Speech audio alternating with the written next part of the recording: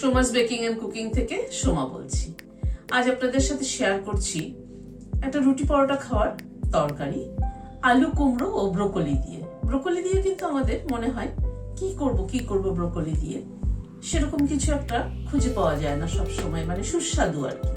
তো চলুন আজকে কিন্তু একটা খুব সুস্বাদু একটা রেসিপি আপনাদের সাথে শেয়ার করছি। ভিডিওটা দেখতে থাকি কি করে বানালাম।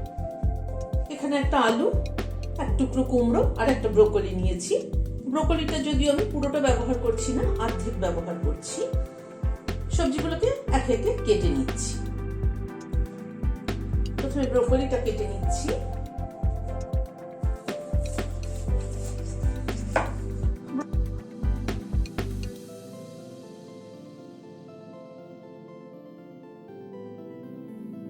ব্রোকলি দিয়ে যে রেসিপিটা করছি সেটা কিন্তু খেতে দারুণ সুস্বাদু।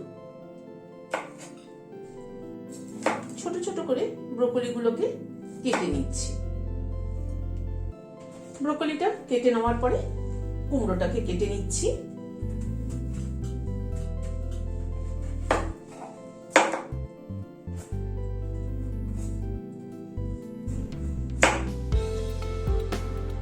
কুমড়োটা ছুলে নেওয়ার পরে কুমড়োটাকে এরকম পিস পিস করে নিচ্ছি। কুমড়োটাকে এরকম ডুমো ডুমো করে কেটে নিচ্ছি। আলুটাকেও এরকম ডুমো ডুমো করে কেটে নিলাম। সব তরকারিগুলো কাটা হয়ে গেল। এবার চলুন রান্নাটা শুরু করি। একটা সসপ্যানে জল ফুটছে। ব্রোকলিটা প্রথমে দিয়ে দিচ্ছি। ব্রোকলিটাকে হালকা করে একটুখানি ভাপ দিয়ে নেব।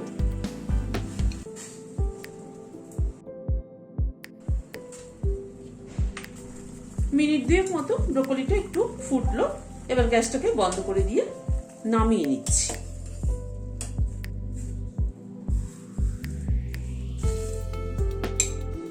ব্রোকলিটাকে নামিয়ে নিলাম। গ্যাসে একটা কড়াই বসালাম। হোয়াইট অয়েল দিচ্ছি। তেলটা গরম হওয়ার পরে তেলে প্রথমে অল্প একটু সাদা জিরে ফোড়ন দিলাম। অল্প একটু সরষে ফোড়ন দিলাম। খানিকটা কারি পাতা দিয়ে দিলাম। একটা কাঁচা লঙ্কা দিলাম। এবারে আলুটা প্রথমে দিয়ে দিচ্ছি।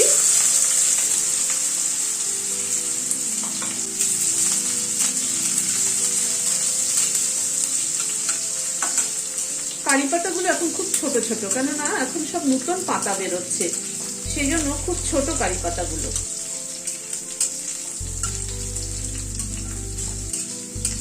আলুটাকে আগে একটু ভেজে নেব।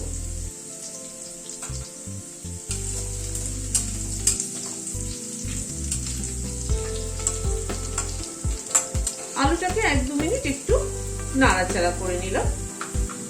এবার কুমড়োটা দিয়ে দিচ্ছি। আলু আর কুমড়োটাকে আগে একটু ভেজে নিচ্ছি।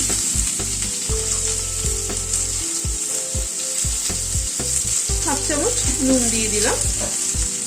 আর একটু দিয়ে দিলাম অল্প একটু হলুদ দিলাম।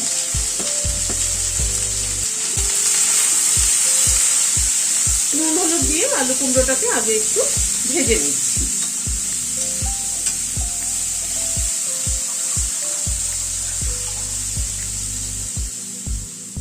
এখানে 3টে পেঁয়াজ নিয়েছি। পেঁয়াজটাকে কেটে নিচ্ছি।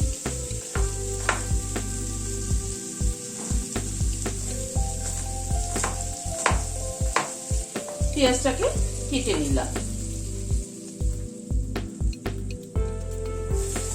আলু কুমড়োটাকে মিনিট 2-3 সময় ধরে একটু ভেজে নিলাম। এবার পেঁয়াজ কুচিটা দিয়ে দিচ্ছি।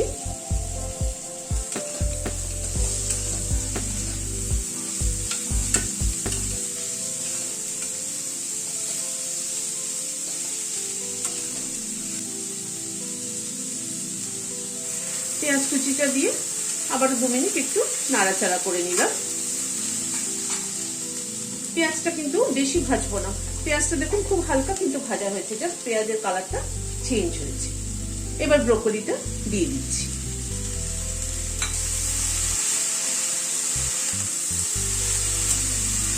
ব্রোকলিটাকে দিয়ে একটুখানি ভেজে নেব।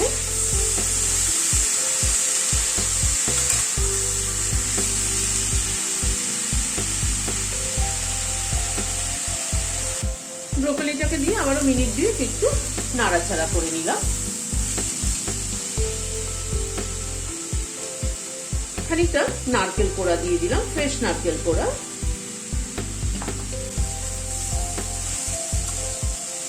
নারকেল কোড়াটা দিয়ে একটু মিশিয়ে নিচ্ছি।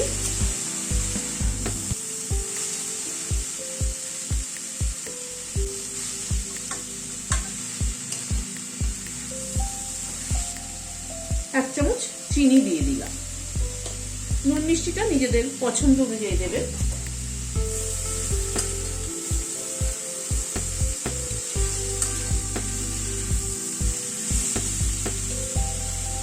খানিকটা রোস্টেড বাদাম গুঁড়ো করে নিয়েছি, মানে হাফ ক্রাশ করে নিয়েছি, সেটা দিয়ে দিলাম।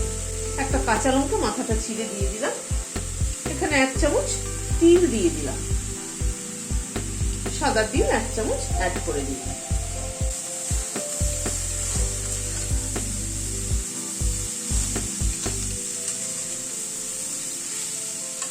এই তিল আর বাদামের গুঁড়োটা দেওয়াতে হয়েছে কি, বাদামের গুঁড়োটা কিন্তু মানে পুরো গুঁড়ো করিনি, হাফ ক্রাশ করেছি। দানা দানা মুখের মধ্যে পড়বে, তিলটা পড়বে, খেতে ভীষণ ভালো লাগে।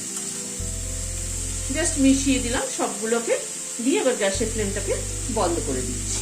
তৈরি হয়ে গেল রুটি পরোটা খাওয়ার জন্য ব্রোকলি ও কুমড়ো দিয়ে একটা দারুণ তরকারি।